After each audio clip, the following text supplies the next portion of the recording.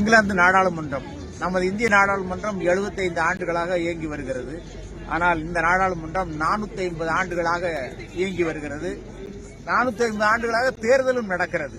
உலகத்தின் பழமையான நாடாளுமன்றங்களுள் ஒன்று ஐஸ்லாந்து நாட்டு நாடாளுமன்றம் தான் 850 ஆண்டுகள் ஆனது தொடர்ந்து இருக்கிறது.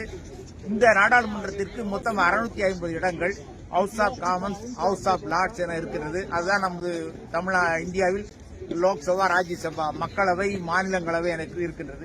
இந்த மக்களவையில் இங்கே 650 இடங்கள், ஒரு 50,000 வாக்குகளுக்கு ஒரு எம்பி இடம். நம்ம தமிழ்நாட்டில் மாவட்ட ஊராட்சி உறுப்பினர்களுக்கு 50,000 வாக்குகளுக்கு ஒரு இடம். கடந்த மாதம் தான் இங்கே தேர்தல் நடந்தது. 15 ஆண்டுகளாக கன்சர்வேட்டிவ் என்ற பழமை சார்பு கட்சி தொடர்ந்து ஆட்சியில் இருந்தது. இந்தியர் வழித்தோன்றல் ரிஷி சுனக் பிரதமராக இருந்தார்.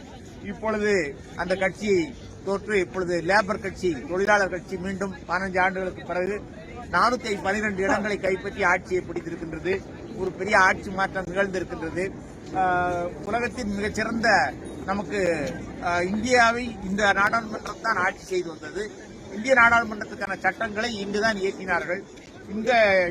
ஆங்கிலேயருடைய சட்டத்தையும் அடிப்படையிலும் அமெரிக்க சட்டம் ரெண்டையும் கலந்து அதன் பிறகு இந்திய சட்டத்தை சேர்த்து நாம் நமது நாடாளுமன்ற இந்திய அரசமைப்பு சட்டத்தை ஆக்கியிருக்கின்றோம். நீங்கள் எல்லோரும் கண்டிப்பாக வந்து பார்க்க வேண்டிய இடம் இந்த நாடாளுமன்றம்.